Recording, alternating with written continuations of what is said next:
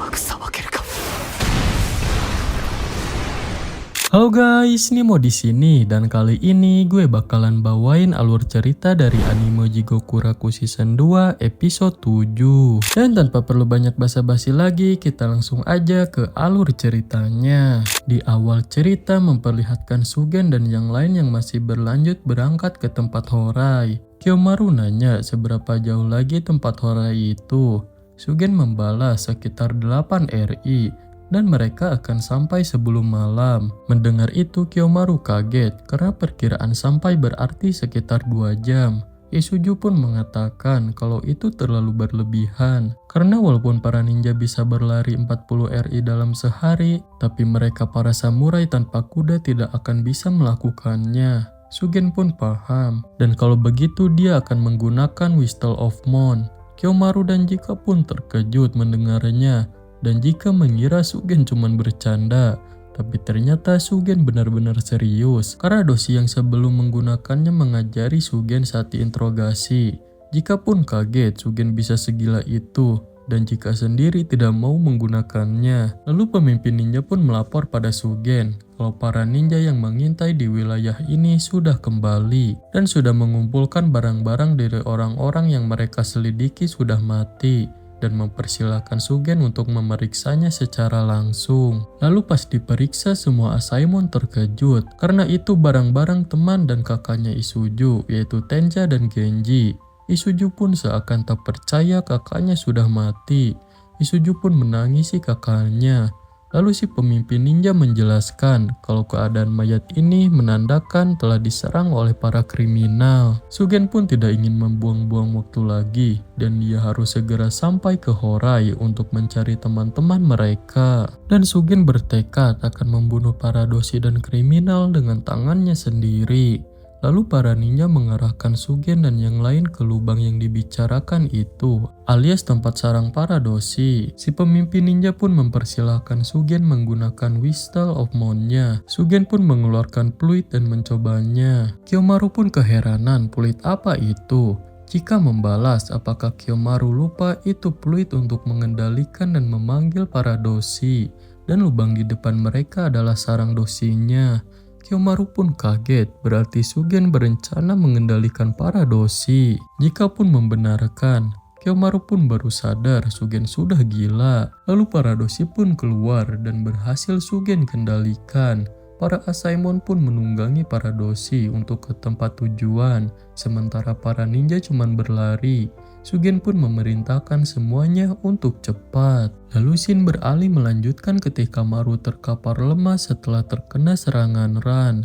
Di sini Maru yang sekarat merasa tidak mau lagi mempertaruhkan nyawanya lagi, tapi Maru akan mempertaruhkan semua hal yang lain. Lalu Maru pun bangkit kembali. Ran yang melihatnya pun terkejut. Dan Maru di sini akan mempertaruhkan impian, akal, indera, bahkan kemanusiaannya. Lalu Shin beralih ke Sagiri dan Mei. Di sini mereka masih dalam perjalanan ke tempat tujuan. Lalu di sini Sagiri nanya kepada Mei, apakah tahu tentang tahap kedua dari para Tensen?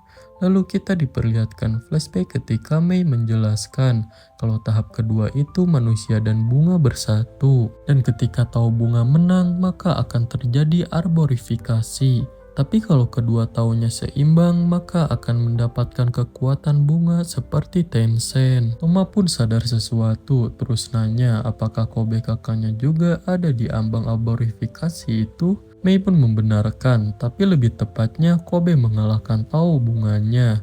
Jadi tan dari bunga masuk ke dalam tubuh Kobe tapi hanya sedikit. Jadi Kobe sekarang taunya seimbang dengan tau bunga secara tidak sengaja.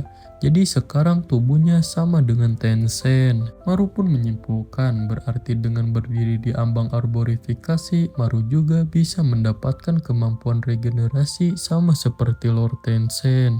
Mendengar itu Mei terkejut, terus Maru ingin ada sesuatu yang dia pastikan. Terus nyuruh Mei dan Toma ikut dengannya. Lalu mereka pergi ke tumpukan bunga. Di sini Maru menjelaskan kalau salah satu kakak Mei yaitu Dan menggunakan bunga-bunga ini. Jadi Maru juga sekarang bisa memicu arborifikasi juga dengan suntikan kecil dan menyesuaikan keseimbangan itu akan mudah dilakukan. Mei pun di sini membalas kalau itu terlalu berbahaya dan keseimbangan antara tahu juga bisa dibilang cuman kebetulan. Karena sedikit aja akan membuat bunga dan masih berbahaya juga meski dengan regenerasi. Dan bahkan musuh yang menghalangi Tao Maru bisa menjadi lemah dan tidak beregenerasi. Maru pun keheranan karena Kobe berhasil melakukannya. Dan saat Maru bertarung dengan Kobe, Maru bisa merasakan kalau Kobe memiliki Tao beratribut logam. Sementara Tenshin yang menyerangnya alias Jufa beratribut api. Dan seharusnya api mengalahkan logam, tapi Kobe masih bisa beregenerasi. Maru pun keheranan kenapa bisa begitu. Mei pun di sini menjelaskan Kobe bisa melakukan itu karena diambang kematian dan bernapas, berpikir dan juga hidup itu menggunakan Tao. Jadi saat mati tidak berpikir akan hal itu dan tidak akan terjadi apa-apa. Jadi saat berhadapan dengan musuh yang menghalangi, seluruh Tao akan fokus untuk beregenerasi. Maru pun merasa itu bagus, tapi Mei di sini sendiri merasa itu tidak bagus. Terus Toma menjelaskan kalau Kobe itu spesial, bahkan saat tidak sadar masih mengalahkan Tao bunga dan punya keinginan kuat serta ego kuat dan keinginan hidupnya juga dahsyat. Jadi Toma merasa tidak akan ada yang bisa seperti Kobe dan nyuruh Maru lupakan aja rencananya itu. Dan Maru sama aja dengan yang lain, tidak sespesial Kobe. Dan Toma yakin satu tusukan dari racun itu Maru akan berbunga dan mati. Maru pun membalas kalau yang membedakan Kobe dengan yang lain itu karena Kobe memiliki sesuatu yang berharga. Dan Kobe itu bertarung untuk seseorang yang ada di sampingnya. Dan dari situlah Kobe mendapatkan kekuatan untuk melawan kematian. Jadi tidak peduli apapun yang terjadi, Kobe tidak akan kalah. Dan menurut Mei untuk bertahan hidup dan pulang ke rumah harus mengorbankan kemanusiaannya. Dan juga ke tahap kedua, mendengar itu Sagiri sangat terkejut dan sadar itu adalah rencana yang berada di ambang kegilaan. Dan Sagiri juga yakin Maru akan menggunakan rencana itu. Karena Sagiri tahu Maru akan melakukan apapun untuk bertemu dengan istrinya. Lalu Shin beralih ke Maru lagi. Di sini Maru yang sudah bangkit lagi diserang Ran dan berhasil melukai mata Maru. Maru pun merasa walaupun sekarang dia bisa beregenerasi, bukan berarti pertarungan ini akan berbeda. Lalu Ran pun menyerang lagi dengan menginjak Maru, tapi untungnya berhasil Maru hindari. Maru pun di sini merasa tidak diuntungkan karena atribut Ran melemahkan regenerasi dan Tao Maru. Dan apa yang Maru lakukan sekarang hanya membuat dirinya sedikit keras aja. Dan serangan fatal tetap harus Maru hindari bagaimanapun caranya. Tapi menurut Maru itu aja udah cukup dan hanya itu yang Maru butuhkan agar bisa membunuh Ran sebelum bunga mengambil alih tubuh Maru. Lalu Shin beralih ke Sagiri dan Mei lagi yang masih sedang berjalan ke tempat elixir. Di sini Sagiri mengatakan kepada Mei kalau Sagiri menghargai penjelasan Mei tadi, tapi mereka sekarang tidak punya waktu untuk mengkhawatirkan Maru dan saat ini mereka harus bergerak cepat. Dan mereka pun di sini sudah sampai di depan tempat suci Rentan dan mereka akan masuk karena punya tugas yang harus dilakukan. Dan Sagiri akan mendapatkan elixir kehidupan dengan cepat dan segera kembali untuk membantu Maru. Lalu Shin beralih ke Maru lagi. Di sini Maru menyadari kalau bukan regenerasinya aja yang melambat, tapi regenerasi Ran juga melambat dan sadar kalau terus-terusan bertarung seperti ini tanpa istirahat membuat Ran melemah juga. Dan Maru tahu itu karena gerakan Ran yang semakin melambat sampai-sampai bisa Maru lihat dan Maru merasa sekarang hanya tinggal satu dorongan lagi. Yuju yang di belakang Maru pun mengatakan kalau Maru tidak normal karena Maru bertarung sampai berani mati dan juga membuang kemanusiaannya. Dan semua itu demi seseorang yang menurut Yuju mungkin aja tidak ada alias istri Maru. Dan menurut Yuju juga ini sudah di batas kebodohan dan Yuju merasa terlalu pintar untuk mengikutinya. Maru pun membalas kalau Yuju mungkin benar, tapi Maru ada di tempat yang hanya bisa dicapai orang bodoh sepertinya. Dan sekarang Maru harus tetap tenang dan mengikuti logika saja tidak akan cukup. Dan ada kalanya juga harus mengandalkan perasaan sendiri. Dan Maru mengakui Yuju yang menjaga dirinya sendiri cerdas dan jeli. Dan Yuju juga bisa menjaga jarak dengan orang lain. Dan tidak membiarkan seseorang membebani pikirannya dan menjadikan Yuju orang bodoh. Yuju pun memikirkan hal itu dan mengakui dirinya sendiri memang cerdas dan jeli. Dan bertarung dalam pertarungan yang tidak bisa Yuju menangkan bukan gaya Yuju. Lalu tiba-tiba Yuju terkejut yang ternyata Yuju menyembuhkan lukanya. Maru pun mengatakan kalau Yuju mencoba itu saat terluka parah akan menghabiskan kekuatan kehidupannya. Yuju membalas kalau Ran tidak akan lolos begitu aja setelah merusak gaun kesukaannya. Maru membalas kalau itu bahkan bukan gaun milik Yuju. Maru pun tahu kalau tahu bunga memberinya regenerasi dan peningkatan kekuatan. Tapi tahu api Maru tidak bisa memberikan serangan mematikan karena Ran memiliki tahu air. Dan tahu tanah Yuju bisa melakukannya. Yuju pun tahu kalau atributnya itu menguntungkan. Tapi dari kekuatannya jelas beda jauh dengan Ran. Ditambah tidak seperti Mudan. Ran itu tidak kehilangan pikirannya setelah berubah. Dan Yuju ragu apakah kombinasi mereka akan cukup mengalahkan Ran. Maru pun membalas itulah alasannya mereka harus melakukan ini. Maru pun langsung bersiap. Dan jujur bagi Maru pertarungan ini adalah hidup dan mati.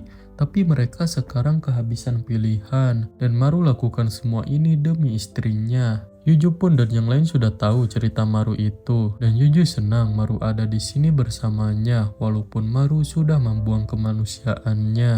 Ran yang melihat Maru bisa memakai ninjutsu pun kagum dan tahu itu hasil dari latihan yang tekun. Lalu Maru pun menyerang menggunakan ninjutsunya yang bernama Demonic Firebug.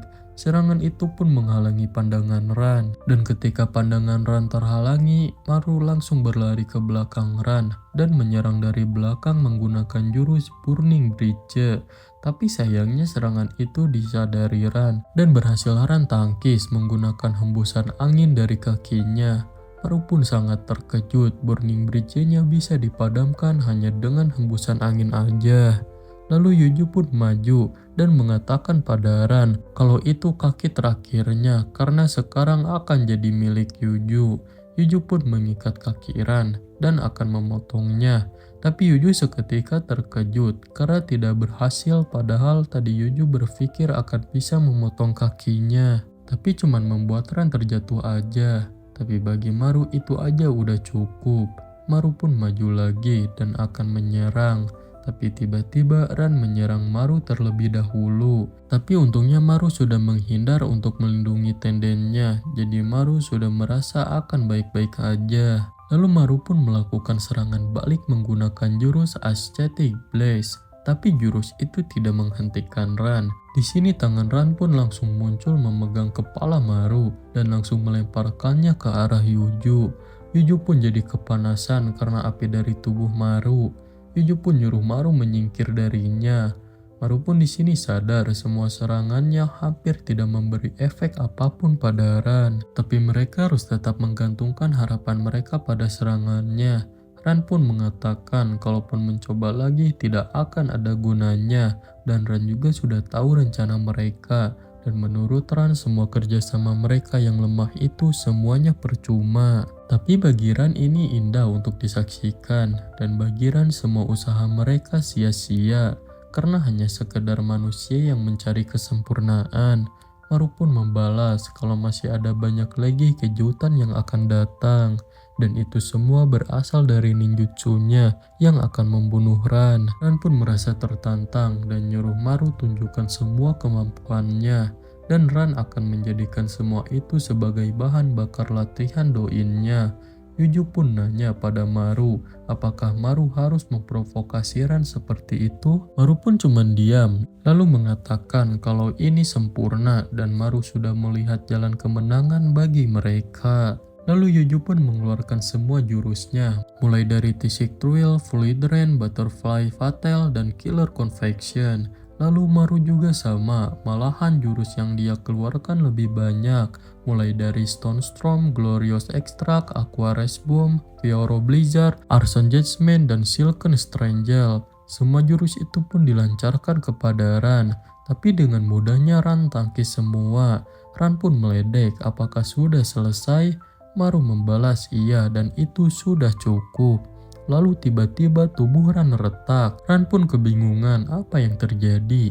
Maru pun mengatakan kalau dia menyadari Ran bereaksi dengan cara yang sama seperti manusia kepada kilatan cahaya. Jadi Maru tahu kalau kedipan cepat akan menstimulasi pikiran Ran. Dan semburan cahaya yang kuat akan menstimulasi otak Ran untuk memproduksi gelombang dopamin dan mengirim korban ke dalam keadaan pingsan sesaat. Dan otak yang terlalu terstimulasi dan terlalu fokus akan kehilangan kemampuan Ran untuk menilai timing. Yuju pun menambahkan kalau mereka menggunakan tulisan dari buku Shinobi tentang penyiksaan. Ran pun seakan tak percaya. Jadi Maru dan Yuju selama ini hanya mengulur waktu sampai waktunya tiba. Flashback saat Mei menjelaskan, di sini Mei mengatakan kalau Tao dikonsumsi oleh makhluk hidup, dan Maru saat itu menyimpulkan musuh pasti menggunakan Tao dalam jumlah besar saat memasuki mode Kinshikai. Dan saat perubahan mereka akan tahu musuh kehabisan tenaga dan bisa dibilang membuat musuh lebih lemah dari mereka. Sagiri pun nanya kepada Mei apakah itu benar. Mei menjelaskan kalau Kinshikai banyak Tao digunakan dan tidak akan bertahan setengah koku. Fuchib membalas kalau itu satuan waktu Cina, jadi setidaknya setengah jam. Xion pun paham akan terjadi pertarungan panjang, tapi itu pun jika mereka bertahan. Maru pun setuju dan mereka akan memiliki peluang walaupun setipis apapun itu. Lalu tubuh Kinshikai Ran pun mulai hancur. Mei pun di sini menjelaskan kalau setelah tubuh Kinshikai hancur, tidak akan ada lagi kekuatannya. Maru pun mengatakan kalau mereka akan menjatuhkan para dewa alias Tenshin ini ke dalam jangkauan taring mereka. Dan ketika tubuh Kinshikai Ran mulai hancur, Maru dan Yuju langsung maju karena mereka sadar masih ada tubuh asli dari Ran. Dan sekarang kesempatan mereka untuk menyerang. Tapi Yuju di sini mulai merasakan sakit dari lukanya. Tapi Yuju berusaha baik-baik aja karena dia yakin hanya perlu bertahan untuk satu serangan lagi agar mereka bisa menang. Lalu Ran pun kembali ke wujud manusianya, tapi mukanya jadi beda dan menyeramkan. Maru pun terkejut. Ran pun langsung menyerang Maru, tapi berhasil Maru tahan dan Maru sadar Ran telah membatalkan perubahannya sebelum Ran benar-benar kehabisan Tao. Di sini Ran pun mulai panik. Maru pun agak terkejut karena Ran dari laki-laki sekarang jadi perempuan dan tahu putaran Yin Yaran itu untuk mencoba memulihkan Taonya. Lalu Maru pun menahan Ran dan memanggil Yuju untuk gunakan atributnya untuk menghancurkan perut Ran sebelum Ran pulih. Ran pun mengatakan kalau itu mustahil karena Ran tahu Yuju memiliki luka yang dalam dan Yuju bahkan kesulitan untuk berdiri. Dan kalau Yuju menggunakan Taonya ke senjatanya, maka Yuju akan mati. Maru pun kaget mendengarnya dan Ran tahu kalau Yuju belum siap mempertaruhkan nyawanya. Yuju pun membenarkan, lalu membuang senjatanya dan mengatakan kalau Yuju memang lebih suka memilih pilihan pertama dan kalau Yuju mati juga tidak ada gunanya. Tapi membiarkan Ran hidup, Yuju tidak mau karena akan membuat Yuju stres sampai mati. Ternyata Yuju hanya pura-pura aja tadi dan sekarang bersiap menggunakan senjatanya dengan dialiri Taonya dan Yuju pun ya siap untuk mati. Dan Yuju akan melakukan apa yang harus dia lakukan karena tetap hidup berarti lebih dari sekedar hanya bernafas. Lalu Ran pun sudah cukup pulih lalu mengeluarkan jurusnya dan seketika lantai di sana berduri dan Taoran sudah cukup untuk memanipulasi anorganik. Lalu duri lantai itu pun semakin panjang dan menusuk Maru, tapi Maru tidak menyerah begitu aja. Tangan Maru pun berusaha meraih Yuju. Lalu Yuju menggunakan tangan Maru sebagai pijakan agar bisa meloncat ke atas, serta Maru juga mendorongnya dengan tangannya itu. Lalu ketika di atas, Yuju langsung meluncur ke bawah ke arah Ran untuk menyerangnya. Ran pun panik. dan Yuju pun berhasil menyerang perut Ran, dan Ran pun tumbang beserta duri-duri lantainya. Ran yang sekarat pun merasa menyedihkan sambil memanggil kakaknya. Ya, Maru dan Yuju pun akhirnya menang. Maru pun nanya keadaan Yuju apakah baik-baik aja. Yuju pun membalas, khawatirkan aja kondisi Maru sendiri karena ya Maru lebih parah. Tapi bagi Maru dia hanya tertusuk aja, jadi tidak ada masalah baginya. Dan tidak ada Tao yang terlibat di sini, jadi Maru sendiri akan butuh waktu, tapi Maru tetap akan pulih. Yuju pun membalas, walaupun begitu bukan berarti Maru tidak bisa mati. Maru menjelaskan kalau semakin banyak beregenerasi terjadi, maka semakin cepat arborifikasi itu terjadi. Sama seperti Hoko dan orang-orang yang sepertinya. Dan ada batasan seberapa banyak bisa memulihkan diri. Dan setelah bunga itu benar-benar berakar di dalam tubuhnya, maka akan mati atau menghadapi sesuatu yang lebih buruk daripada kematian. Dan kalau Maru tidak seperti ini, Maru merasa tidak akan bisa pulang untuk menemui istrinya. Yuju pun kagum dengan Maru. Maru pun mengajak Yuju pergi sekarang kalau Yuju baik-baik aja. Yuju pun mengajak istirahat sebentar.